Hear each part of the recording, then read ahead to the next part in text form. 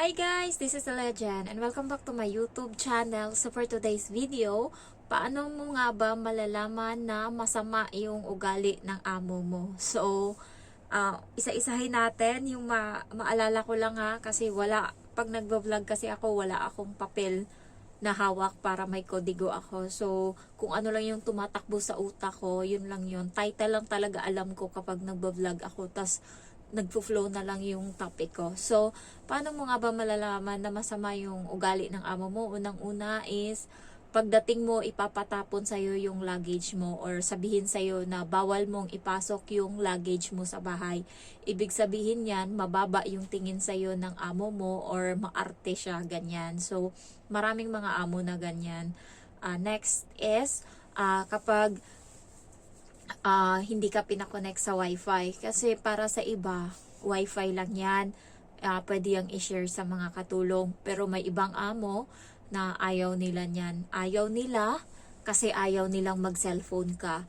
Ayaw nila kasi ayaw nilang mag ano-ano ka dyan.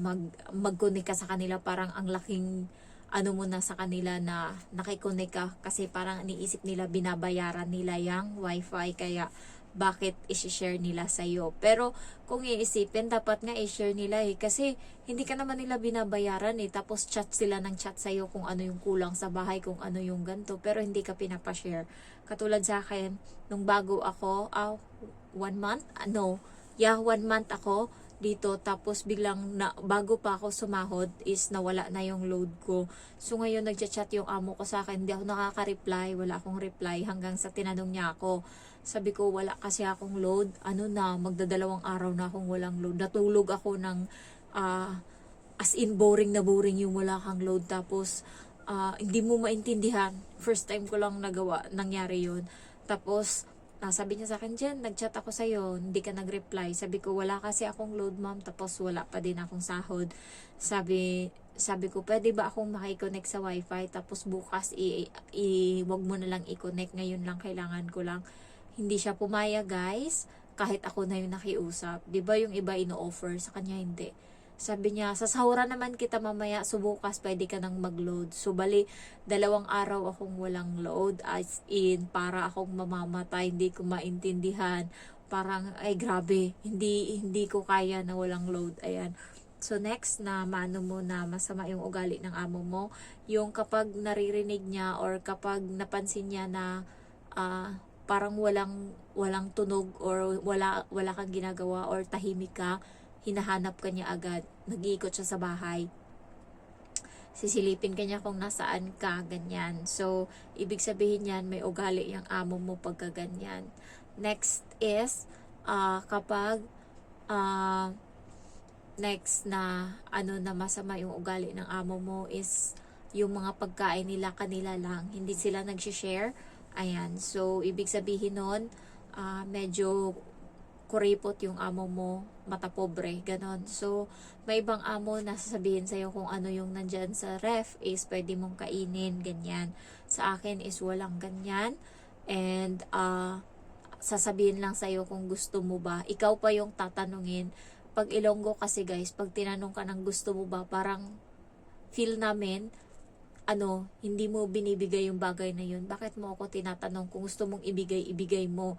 Hindi yung anuhin mo pa, tatanungin mo. Hindi ko lang alam, parang Bisaya ata na pag-uugali yan, na ayaw namin ng tinatanong kahit gusto namin yan, basta tinanong mo kami, hindi na namin yan kukunin. Kasi para sa amin, yan yung parang napipilitan ka lang na i-alok, ganun. Kasi para sa amin, hindi mo na kailangang i-alok, i-offer mo na lang. Pag sa bahay, hindi na kami pag may bisita, hindi kami nagtatanong kung gusto nila ng kape, ganyan, or kakain. Basta maghanda kami ng pagkain, tapos wala na silang magagawa kasi nandyan na, ayan, kakain na sila, ganyan. Pero sa iba is tatanungin ka pa talaga kung kumain ka na, ganyan. So, kahit gutom ka, sabihin mo na lang, oo, kumain ka kasi nakakahiya, ganyan. So, next na malalaman mo na na medyo salbahe yung amo mo, kapag hindi kanya pinapagamit ng washing niya. So, ibig sabihin nun, nadidiri siya or maarte siya. Ganyan dito sa akin. Isang beses nga, ginamit ko yung washing nila. nilinis niya yun pinagulong niya ng 2 oras yung washing ng walang laman sa loob, nilagyan lang ng sabon para malinis kasi nga ginamit ko. So ganun katarantado tong amo ko, tapos ngayon iiyak-iyak siya na aalis ako, deserve niya to. So ayan, malalaman mo na ano yung amo mo kapag ganyan. Next is pagdating mo pa lang, wala man lang ibibigay sa'yo na damit, tsinelas, shampoo, toothpaste, toothbrush, kahit ano, wala. May ibang amo na pagdating mo binibigyan ka nun. So yun yung medyo okay na amo. And pagdating mo, yung ibang amo kapag mabait is may sila, red packet, may binibigay. Sa akin walang ganyan pagdating ko. Tapos nung unang Chinese New Year ko, 200 lang yung binigay. So, kuripot siya guys nung bago. Ngayon lang yan tumino-tino tong amo ko, tapos biglang nilayasan ko pa. Siguro nagsisi siya kung bakit tinrato niya ako ng mabuti. Kung kailan tinrato niya ako ng mabuti, tsaka ako lumayas. So, yung ibang amo is galante. Ayan, may binibigay sila na kasi unang salta mo nga dito, so wala ka pang pera, ganyan. So nagbibigay sila. Akin walang ganyan. Pinagtrabahuan ko pa talaga para may pera ako pagdating ng next holiday ko.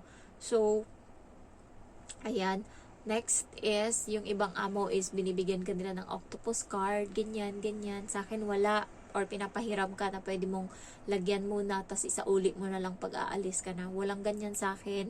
Ako mismo bumili ng octopus card ko. So next, malalaman mo na salbahe yung amo mo kapag hindi ka sinasabay sa pagkain sa mesa. Pero sa akin okay din naman na wag akong isabay, kasi para hindi nila na malaki kasi ako sumubo. Tapos mahilig ako na manood ng phone habang kumakain. Parang ko na yan, manarisim ko na yan simulat sa pool talaga. So nakahuli nga ako ng amo ko na ganyan. Wala siyang magagawa. Mabilis ako kumain, pero gusto ko lang talaga may pinapanood ako. Kasi sa Pinas, kaya ako tumaba noon, kasi nanonood ako ng mukbang habang kumakain ako. Sarap-sarap ako sa mga kinakain nila. Tapos subo din ako ng subo ng malalaki. So yun yung nakapagpataba sa akin. Ayan. Kahit simulat sa pool, hindi naman talaga ako mataba. Ganito lang yung katawan ko, payat. Pero nung nag-pandemic, pagkatapos ng pandemic doon, grabe, tumaba talaga ako. Masakit na yung ko, kumalaw, mabigat na yung katawan. Next, na maano mo na yung amo mo may ugali is sasabihin niya sa'yo na, ayan, mahal yung ganyan, ingatan mo yan kasi mahal yan. Ayan, so ibig sabihin nun, medyo may ganun din. And also, kapag nakabasag ka is i-charge sa'yo. Isa din yan sa dahilan kung bakit medyo sama yung ugali ng amo mo, kasi nga lahat naman ng bagay na babasag, pero wag naman i-charge hanggat maaari, lalo kung medyo mura-mura lang naman. Pero yung iba sina-charge talaga sa kanila, sa akin hindi. Sorry lang yung sinasabi ko parati, hindi pa ako na-charge dito. Tsaka hindi naman ako parating nakakabasag. Minsan 11 months na wala pa ako nababasag. Pero nung nakaraan nakabasag ako August, kasi parang hindi na ako sanay na 3 weeks akong hindi naghuhugas ng plato, tapos biglang naghugas ako, ayun, nabasag dito. Tapos nakarang araw nakabasag ako. So 5 months muna bago ako nakabasag uli. Siguro iniiwasan ko baka maubos ko tong mga plato dito ng amo ko. Konti pa lang naman yung plato nila, yung alam niyo yung mangkok nila na nilalagyan ng kanin, 4 lang yan. Binasag ko pa yung isa, 3 na lang natira. Tag-iisa na lang sila, wala ng extra. So next, malalaman mo na medyo yung amo mo, salbahe kapag hindi ka nila binibigyan ng ulam or iba yung ulam nila sa ulam mo. Isa din yan sa kung bakit matuturing mo na salbahe yung amo mo. And the next is, mag-iisip pa ako kasi parang naubusan na ako. Malalaman mo siguro kapag hindi ka ino-offeran na magpahinga. Ayan, kapag gusto nila trabaho ka lang ng trabaho, yun, masama ugali ng amo mo pag ayaw niyang nagpapahinga ka, ayaw niyang nakikitang nakaupo ka. Ayan yung isa din sa reason kung bakit malalaman mo na medyo may yung amo mo. Next is maano yung ugali ba ng amo mo kapag ah, lahat ng bagay is binibintang sa'yo kahit hindi naman ikaw. Katulad ng sabihin niyan, wala pa yan kanina bakit may ganyan yan ngayon? Hindi pa yan basag dati bakit basag yan ngayon? Yung mahilig magbintang, ayan yung iwas-iwasan nyo. Kasi toxic yung ganyan. Tsaka yung amo na nananakit, ano mo yan kapag mabilis lang siya uminit yung ulo, mapapansin mo. Kaya dapat observant kayo sa ugali ng amo nyo. May iba kasi na may mga mental disorder dito, nananakit sila kasi may saltik sila. So, halos karamihan dito is may saltik guys. Hindi ko lang alam kung sa kinakain nila o dahil matagal sila magbuntis dito, tag 30 plus na sila bago magbuntis. Siguro baka naapektuhan na yung anak nila. So, may mga ganyan silang issue. Kaya, anuhin nyo na yung mabilis silang uminit yung ulo, medyo lumayo-layo kayo kapag feeling nyo may saltik yung amo nyo. Kasi halos karamihan dito may saltik talaga. So far, yan pa lang naman yung napansin ko na mga ugali ng amo na maano mo talaga na isa pa, yung mahilig manghalongkat ng mga halimbawa day off mo ngayon, maayos siya na yung cabinet mo, pag alis mo, pagbalik mo, nagkanda, ano-ano na. May mga subscriber ako na hinahalongkat yung gamit nila. Nag-iiba ng nandun na siya ngayon sa sa Thailand, tas yung isa si Dindin, nahalongkat din yung gamit niya. So, nanghahalongkat ng gamit kapag day off. Ako guys, pinapainan ko tong akin, pinipicturan ko yan, tapos pagbalik ko, tinitignan ko kung same pa din. Awa ng Diyos, pareho lang naman. Pero yung sa kanila is hinahalongkat talaga yung cabinet nila. Talagang isa yan sa pinaka ayoko talaga yung ganyan. And then, so far, yan pa lang naman yung napansin ko. Dagdag ko na lang sa sunod, tapos inaantak na din ako ngayon. Mapapansin mo na medyo may ugali nga yung amo mo pagka ganyan. Tsaka mahilig siyang sumigaw ba. Yung ang amo ko, kahit papano hindi siya sumisigaw. Ayaw niya lang ng paulit-ulit kang magtatanong. Halimbawa, sinabi niya na sa'yo, ganito yung lutuin, ganito yung lutuin. Tapos magtatanong ka uli kung ano nga yung lutuin. Ayan, ayaw niya yan. Ayaw niya ng paulit-ulit. Kaya, gusto talaga ng amo ko yung utak ko dito or yung ako. Kasi nga, alam ko na yung ayaw niya tsaka gusto. Kaya, naiiwasan namin yung bangayan, yung magaan lang dito. Yung bata lang yung nagpapabigat pagka nagsimula yung kaanuhan ng bata. So, ayun lang guys. Thank you for watching and I love you all. Bye-bye.